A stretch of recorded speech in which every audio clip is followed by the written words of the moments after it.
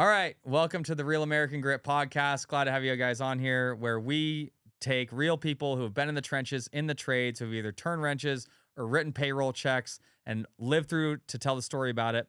And today I got Steve Michaelson on here, who's been my best friend since I was 10 years old, but he works for me at Lee's, and he actually royally screwed me really badly. This is true. While he worked at Google. He stole one of my ideas, won a massive award, and then kept it for himself and didn't include me on it. I'll tell you how that happened. Let's get started. Welcome, Steve. Glad to have you here. Yeah, thank you for having me on. Like Tom said, I've known him for quite a while, since we're 10 years old. And yeah, I work at his company right now at Lee's Air Plumbing and Heating. Yeah, it's anyway, so I got to tell the story, and I think this is helpful for the listeners. So if you run a plumbing company, electrical, HVAC, we all got installs, right? Where we've got to have structured systems in order to get things out efficiently. 100%. And one of the things, I wasn't that good at sales and driving sales at my company early on, but I was pretty good at like cutting costs. And we did a lot with lean management, trying to figure out like how do we get things leaner and cut costs inside our company. And I hate talking about this stuff in theory, and I hear it all the time, but we actually did this. We went through and tracked how long each process took within inside our company.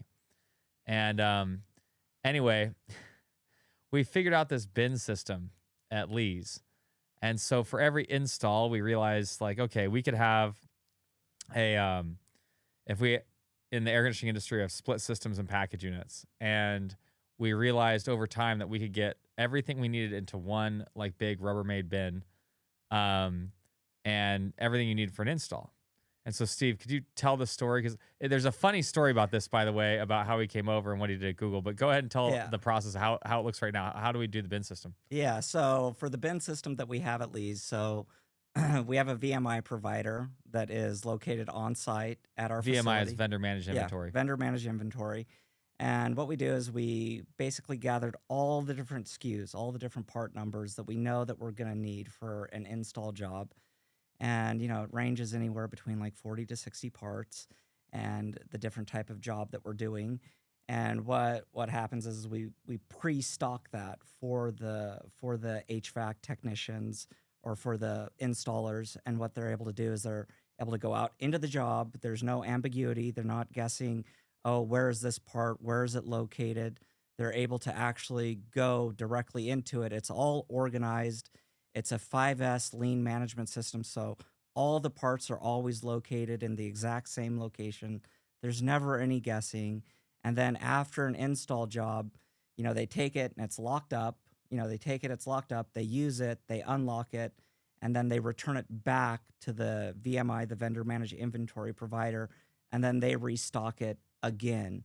And they charge us for what we used. Yeah, and they charge us for what we use. And what we were finding before was that before this, we were having technicians, you know, we have a pretty aggressive pay plan, and we would have them be filling up the bins, and it just wasn't cost effective.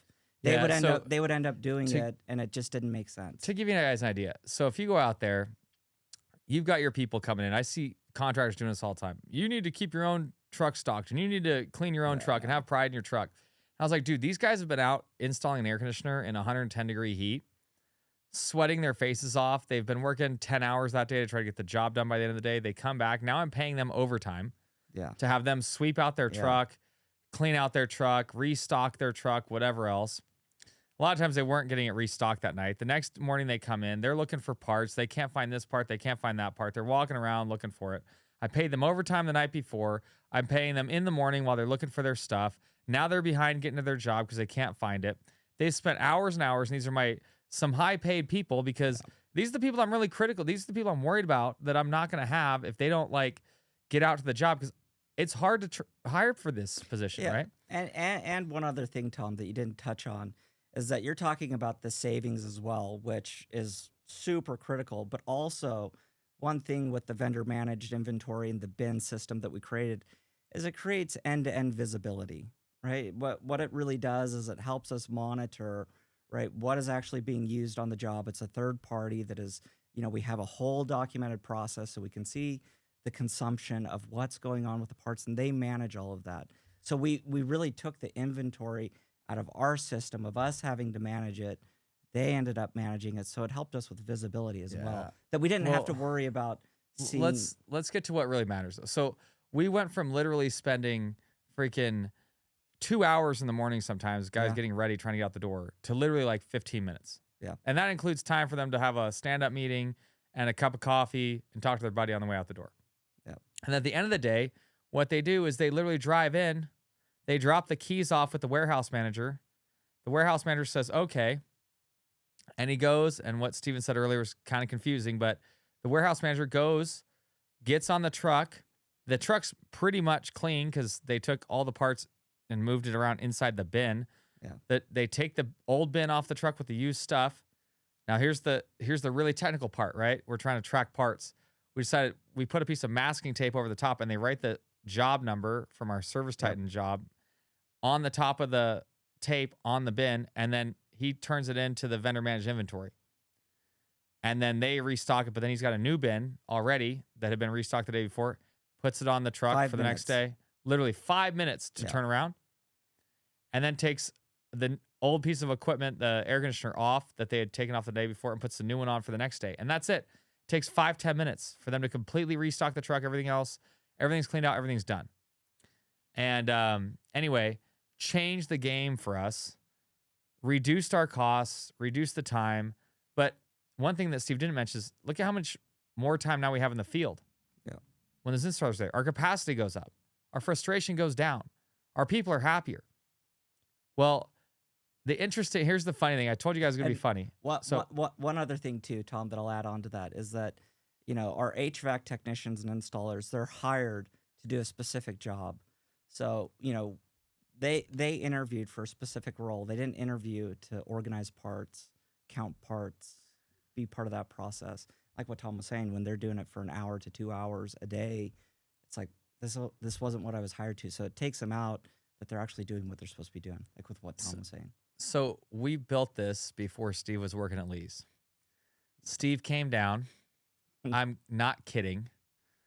This jackass comes to my shop, takes pictures of the bin system it took us a long time. We had to iterate for a while. Yeah. We found an entire list of all the parts that we needed. This is true. Yes. Yeah. And we found an entire list of all the parts that we needed in this bin system and figured it all out, which, by the way, we have the list of all those parts in the Real American Grit University. If you're on Real American Grit University, you can download that and find all the parts you would need on all these installs. Yep. But anyway, it took us a long time to iterate and iterate and iterate, so we got down to one bin because every installer thinks they need 6 million parts possible that they could possibly use on every install. It's not true. Anyway, got that all dialed in. Steve comes down, takes a look at it. Now, keep in mind, he's overseeing supply chain at Google. Google has 50,000 assets under management. Yep. There's a lot of air conditioners out there that takes, and a lot of switch gear, a lot of electrical equipment to run all these cooling towers, to run all these data centers for Google. 50,000 assets that they have to manage to keep the data cool so you can do Google searches all the time. Yep. They're changing out air conditioners and switch gear all the time. Anyway, he takes this system, implements it, literally takes pictures at Lee's, goes and implements it at Google. I wish you would have told me you were going to do this because I would have brought my award with me. Yeah. So, hold on. So let's talk about this award. So there's a feat of engineering award at Google, right? Yep. There's a feat of engineering award at Google for our technical infrastructure. For, the whole, so about 50,000 employees. Yeah, there's 50,000 employees. There's 2,500 people that submit each year to try to win this feat of engineering award. Yep. If you win the feat of engineering award, you get to go on a private jet with one of the founders of Google to anywhere you want in the world for a week with up to 10 people. Yep. Steve gets submitted to win this feat of engineering award off of a binning system. Off of a binning system that he copied from Lee's Air. Turns around and he goes, wins it, and doesn't invite me on the trip. Not only do we not get credit, he gets 10 people. I'm not one of them. Yeah. I'm surprised we're even still in the room right now. Yeah. No, it was interesting too, because at the time I had said, hey, Tom, maybe you could email me some of the SKUs as well. And Tom, being the trusting guy and loving guy that he was, he's like, yeah, I'll email them to you. So he emailed me all the SKUs. I had all the information. And then I went back to my management team at Google. I said, hey, I've got this great idea. I've got this novel idea. Told them about the binning system, and we evolved it. It was very similar to the VMI. We created shop managers. We had to create shops inside the data centers, so all of the HVAC techs and electrical techs basically just go and pick and pull their parts, and we created a binning program exactly like that. And I'll never forget that conversation. Tom had called me and said, how are you doing? I said, you won't believe what happened. And sure enough, I'd won the Feat of Engineering Award, and I have the trophy today.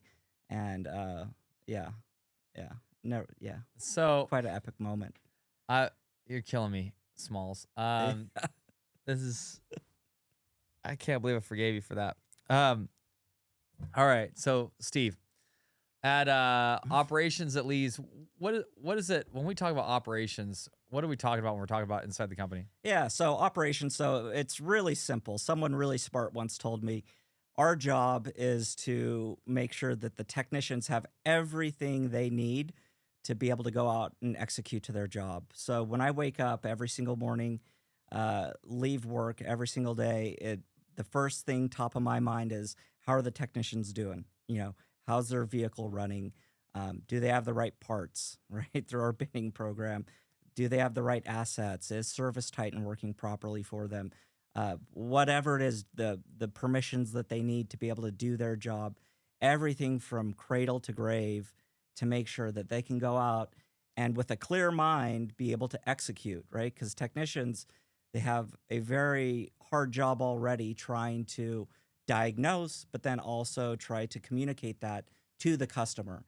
So the best thing that we can do is remove all the other noise from them so they can go and execute. And so my job is to make their job as seamless as possible. And that's really what I tell the people that I work with and the people that report up into me, is the technicians are our direct customer. So anytime they have a problem, we have a problem and we have to fix it.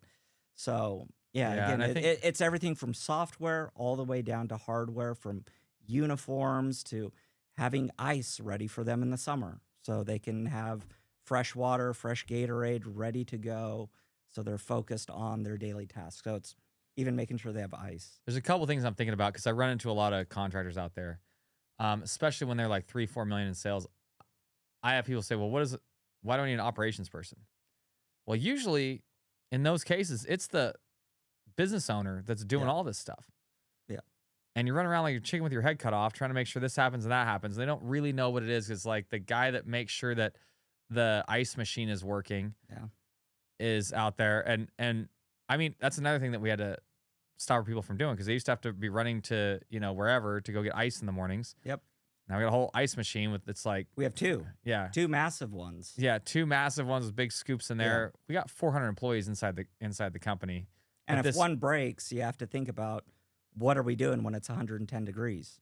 So you have to have a backup plan. You have to have a maintenance plan for your ice maker. And one other thing I didn't touch on, Tom, is that I'm focusing on the technicians, but then there's also the other aspect of all of your overhead, all of your support staff that is actually in the office, that is answering the phone calls, running the marketing, your project managers that you have on the install side, on the plumbing side. So, it's touching everybody, that everybody can communicate with each other and also execute and not become extremely frustrated. And I joke around with Tom occasionally that it's, a lot of the good goes unseen, but then the fires get escalated really, really quickly when they're having problems. Yeah. So I think especially for a business owner, especially if you're getting to like the 10, 12, 14 employees and up, you really need somebody that's going to catch a lot of those things and that they realize that's their job. Yeah. And starts controlling that stuff. Like, hey, all of these things are going to go out. And it might be, some type of middle management, and they're covering also seeing that the techs are working well. So it could be like a service manager or something like that. As you get bigger, having someone just in operations that we're talking 400 employees. And how many trucks do we have in our entire fleet? 250. 250 trucks in the fleet. You're talking about your operations team handles making sure the trucks are purchased, making sure the trucks are sold, making sure that the trucks are wrapped, making sure that the insured and all registration. It's just unbelievable how much you have to make sure is happening in a given time period. And there's just you need a structure to make sure that happens if you're going to do it scalable. Yeah. And one of the big things that we've really emphasized at Lee's is, transparency and creating SOPs. So one thing that we do really, really well is we document. We make sure that whatever it is, if it's on the vehicle side, asset management, what do we do from beginning to end to make sure that we have a repeatable process, that can be shared and sustained. Same thing with, iPhones and iPads and software management. We make sure that we create SOPs for when people are onboarded, offboarded, whatever the case may be. And to like what Tom said is that, usually it's the business owner that does this. And, if you talk to any business owner, once they get up into that threshold where they're, 10, 15 employees starting to hit multiple $1 million of revenue a year, the fires just start coming. And then you're trying to focus on, okay, we need to get phone calls, we need to get marketing, and operations just adds another layer of complexity. So usually right around the 10 to 15 employees is where you want to bring someone on. I think talking about clarity in this. So you mentioned clarity and making sure things are clear. You and I have talked a lot about it the past few days, making sure that the people understand the organizational structure of the company and who's reporting to whom. And obviously with operations, you're trying to make sure that everyone knows where people are. You're actually overseeing the payroll system and that kind of stuff. You can see what the org chart looks like and making sure that's updated when people are terminated and people are added or whatever. It's really HR that handles that, but you're making sure it's facilitated with all the technology and everything else to get done. Can you talk a little bit about, sometimes I think we get a little too carried away with technology and we want, even the org chart in the company we want everyone to see the org chart to know who reports where. We get taught in business books and everything else that we're supposed to know that.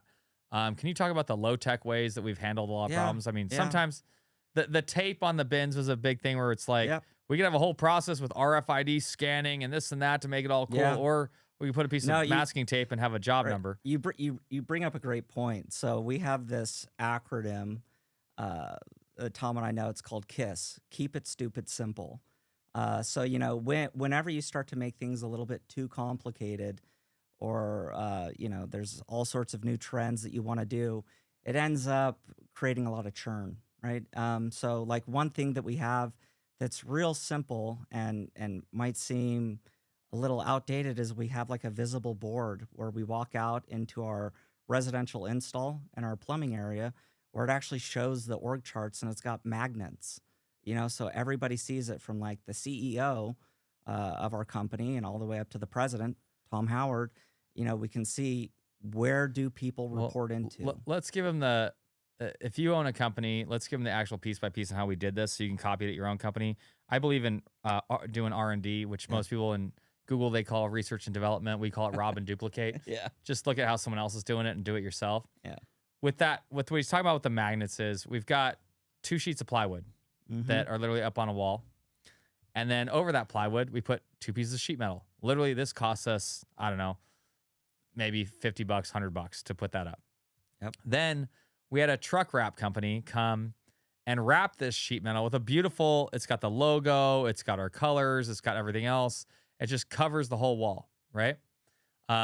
With the sheet metal, it's got plywood, so it holds off the wall. Then you got that sheet metal, and then you got the truck wrap over it. So it's got a nice logo. It looks clean. It looks right. It works. Then to make the actual names for the org chart, what we did is we got this name tag printer, which by the way, Zebra makes the name tag printer, I think is the name of it. That was the most expensive piece. It's like buying a name tag printer, which we had it before that anyway, because we need it for everyone's name tag. And it was like $1,800. It's crazy. I don't know why they cost so much money for these name tag printers, but you can print badges for your company, and everyone had badges, and so we already had that printed.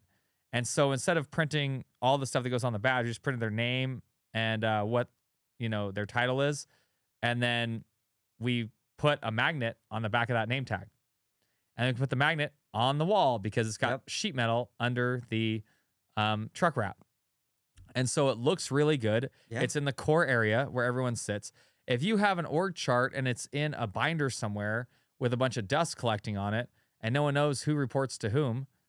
And it's a daily reminder. Everybody, a lot of times, You have like, ADP or Paylocity where you have your whole reporting structure. But this way, literally every day when the technicians are walking in and out, or you have new office staff walking in and out, they're able to visibly see, and it's fully transparent. You can see who's been added to the team, who's left, or whatever's happening. It's always been updated, and we coordinate that in between our HR team and our operations team to keep that going. Yeah, so that's something really cool. Is a tip that like it just worked out for us a lot. One other thing that we do that's really cool that it's part of a 5S standard is Tom and I have this slogan of every part has a place, every piece of equipment has a place. So it might sound archaic as well, but anywhere when you come and visit our shop, whether you're in our warehouse or whether you're looking at our vehicles, we try to make it so everything is organized. So if we have a shovel, we have a taped off area in the warehouse that it shows that that's where this shovel is supposed to be. If we have a tool chest, we have printed out, slots for the tools to be in. It sounds easy. It sounds, kind of not high tech, but when you create these things, it makes it so you don't lose stuff. You're more organized. You know where it goes. And it reduces the churn of questioning where you need to return stuff. So we try to be very organized. It's like the trash can. So first of all, if there isn't a spot on the floor that says trash can here, yeah, there is no place to put the trash can back. So if you get a new employee, they don't know that the trash can goes there. That employee is a warehouse worker, dumps out the trash can, puts it somewhere else. The employees are used to going to dump their trash there. Now they got to find the other place where the trash can was. Now they spend 5 minutes looking for a trash can to throw their stuff away. This happens thousands of times a year. Yep. And that time starts adding up. But if the trash can has a place, then you can say, well, it goes there. You can't blame the new guy that you just hired because he put the trash can somewhere else because there was no spot that said trash can. Yeah. It's really simple stuff. But when we started timing it at our company, we started realizing we weren't that big of a company at the time. We were probably like 5 million in revenue when we tried this. We actually had a guy, we said, look, we're going to teach lean management to all these guys. We brought in a consultant that taught lean management. If you're looking for stuff on lean management, the Toyota way is a pretty cool one. We talk about it a little bit in Real American Grit University. But anyway, we taught our employees this, and one of our installers, his name was Andy at the time, Andy went out and he timed how long it took to walk the trash to the trash can each morning. Now, this is back when we were still, stocking our trucks or whatever. He literally goes, okay. He noticed that if we move the trash can, because they all had to take the trash out of their truck and then walk all the way across the parking lot to dump the trash in the dumpster, then walk all the way back across the parking lot. He said, man, if we just move the trash can from one side of the parking lot to the other over to where the trucks are, it would save us $32,000 a year. Yeah.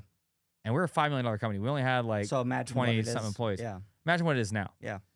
And the truth is, we didn't even move the dumpster across the thing. We just bought a bunch more dumpsters. We have this dumpster that goes on the front of a forklift that the guy that cleans out the trucks now just drives the forklift right to the back of the truck, throws the trash, and then goes to the next truck. So it goes so much faster. There's no walking back and forth. And I know this sounds maniacal, and I know it sounds like you're trying to micromanage, but it's really not, because once you do it, the people love to do it. You don't have to have someone out there saying, hey, make sure you take the dumpster with you when you go over to the truck. Because why? Because it's way easier just to pull it up and throw the stuff in the dumpster right behind the truck. Yep. And we've even in the Lee's office, moving away a second from the technicians, but even the office staff, we even coordinate, locations of employees that have the most interactions with each other. So we don't have people sitting upstairs or, 400 feet away if we know there's going to be a lot of touch points, just to, alleviate reduce the move time. Yeah, the move time and, being able to talk to people. Yeah, it's kind of crazy when you start getting into like what things actually take. And when because when you're first starting your business, you're just trying to get stuff out the door, and you should, right? If you're a 2 or 3 person shop, 1 person shop, you're not thinking about where you put the trash can, where you put the stuff, whatever. When you start to get bigger, you start to realize you got to start thinking about why you did the stuff you did. And you might have made a decision when you were smaller that, hey, I need to do it this way because I'm small, but then you get bigger and you don't rethink like why you did it. Yeah. And when you're in operations and you know what you're doing in operations, you're going to spend the time to think, okay, why are we doing this way? And if the answer is, well, that's how we've always done it, that's a terrible answer. Yeah. And the nice thing, right, about what you're saying is, a lot of these efforts, you just have to pay attention, and they're really low effort projects. Like with what Tom was saying, just moving a trash can, moving an office, moving a desk, uh, moving something. It doesn't take a lot of effort. It's a low hanging fruit project that will add up save time over the year. Yeah. One of the bigger projects we realized was um, we had Steve wasn't there for this one, but we thought, okay, we're going to assess the time it takes from the time we sell a job and turn in the paperwork to the time an install to the time it's ready to go out the door to be installed. And that typical process for our air conditioning company, now we're plumbing and air conditioning, whatever. But at the time, the paperwork would come in and we ask the install manager, how long does it take to get it processed? Because you have to order a permit. And a lot of times you have to order a crane. You have to schedule, in this case, a HERS rater, which is the person that does the duct pressure testing and that kind of stuff. You have to order the equipment. You have to determine who's going to be on the job and that kind of stuff. So we got to get that all processed. Then we got to get it on the board. And then we got to make sure it's getting out for the next day or whatever. He said, well, it probably takes me 15 minutes to get all that stuff set up and get the job processed. We said, okay, let's take a stopwatch and just do it normally. It was Justin at the time. Steve knows Justin well. Yeah. And we checked it. And believe it or not, it took 54 minutes to get an install process. Yeah. And it's crazy. Yeah. Because you think it's not that big of a deal. And so we started tracking like what it'd take. And we said, just do it normally. We don't want you to run faster than normal. And by the way, in everything, when Steve's doing this stuff, he's going throughout the whole company. We recently gave him a bonus based on, we give him 25% of whatever he cut in the company. Magically, he starts finding all this stuff that he could cut inside the company to reduce costs. Which is a great program, by the way. Yeah. I mean, it's a win-win. I mean, when you get caught up in your day-to-day, you're not thinking about everything.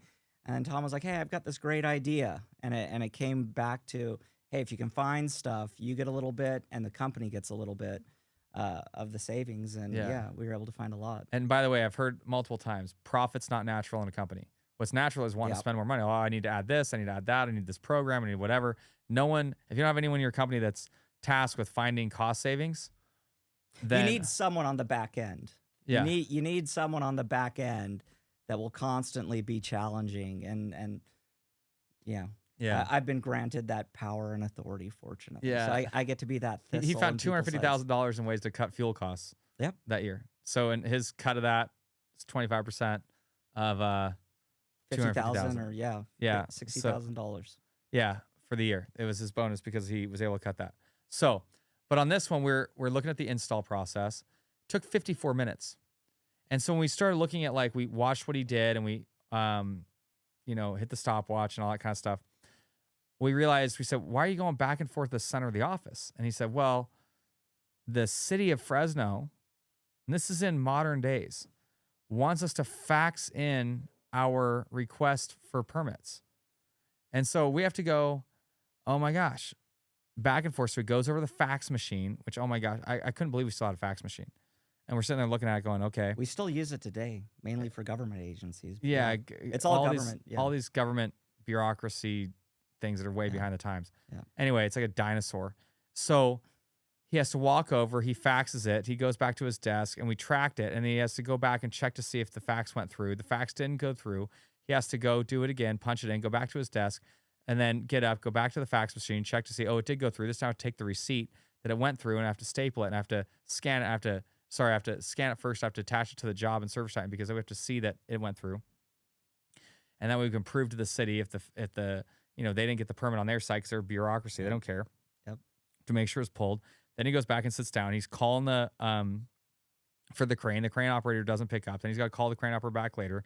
Then he's got to call and handle the HERS rater. And then the HERS rater, picks up, says, hold on, I got to call you back, puts the phone back down. Then he calls the HERS rater back, trying to make sure that that's getting scheduled. Then he's trying to get the, people figured out on who's going to be on the job, that kind of stuff. And we went, oh my gosh. And we started thinking about it. First of all, what we did is we said, okay, we're going to set up eFax so you can sit at your desk. Yep. And we still have that today. Yeah. And just, send an e-fax. It's basically an email that turns it into a fax and sends it out. And that eliminated the walking back and forth the center of the fax machine, doing all that garbage. And it got rid of fax machines. We didn't need them. Yeah. And then the second thing was, then he said, okay, wait a second. Instead of calling the crane operator and calling the HERS rater and calling all these people to schedule, what if we just made an office user in ServiceTitan? Because we don't pay for office user, we pay for field staff, right? Yep. So it's free for us in ServiceTitan. We'll give them an office user, and so they'll have access to our ServiceTitan account, which for those of you that are not familiar with ServiceTitan, it's the operating system we use at our company. I'm work at ServiceTitan at the current moment. It's the end-to-end management tool. Yeah, it's the tool where you book your jobs and all that other stuff. But almost anyone in the trades knows what ServiceTitan is, so we'll be with that. Yep. Anyway, so we'll give them a user, and then we'll give them an automated alert every time. We can set that up in ServiceTitan that'll text them or email them or whatever anytime we have a job sell. Yep. And then it'll tell them what the job number is. They can look it up and see when the job is, and their job is to get the crane on site at that time, or for the HERS rater to get their people there to do their testing on time. And if they want to have business with us, that's how we're going to do it. Yep. And so literally at that point, he doesn't need to schedule the HERS rater. He doesn't need to schedule the crane. He doesn't need to worry about the faxing. It went from 54 minutes to 9 minutes. And then you multiply that out. Yeah, by how many jobs we sell for the year. You do. And it's like, it's not just his savings, because we're not going to not pay him now because he only goes from 54 to 9 minutes. But now he can handle 5 times more work. He can do so much more stuff. His job is so much less stressful. Yeah, he's less frustrated. He's going to be more likely to be retained. And now, quite frankly, he started out at the company sweeping floors in the warehouse, grew up to be the general manager. install manager. Yeah, now he's the general manager of the whole company. $50 million. 50. Yeah, that location. Yeah, that location's $50 million in revenue, or 55. Yeah. Company wide, he's not the CEO. Company wide, it's like he'll be on about 150 million this year, but he's handling a $50 million operation plus by himself now.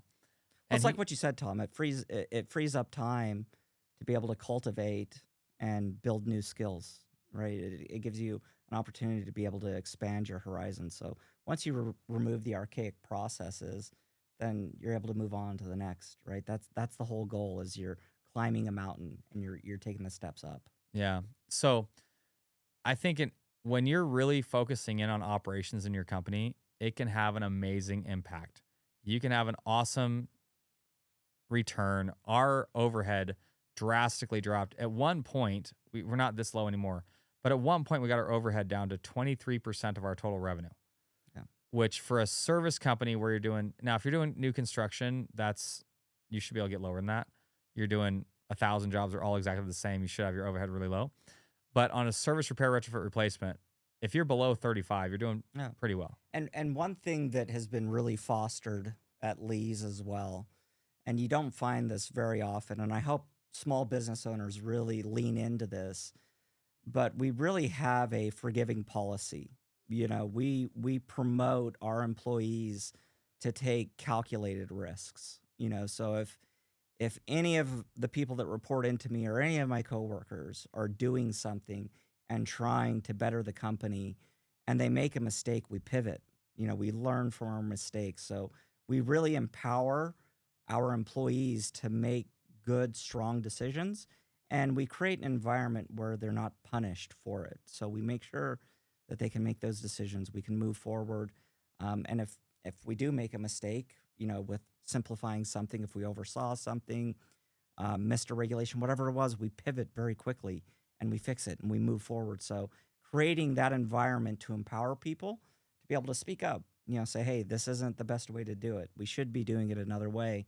To me, is just as critical as hiring the right people. You got to create the right environment for these people. They're the people with the eyes on the prize there. Yeah. And that's part of the training in lean management is the people that have their eyes on the problem. Put your eyes on the problem.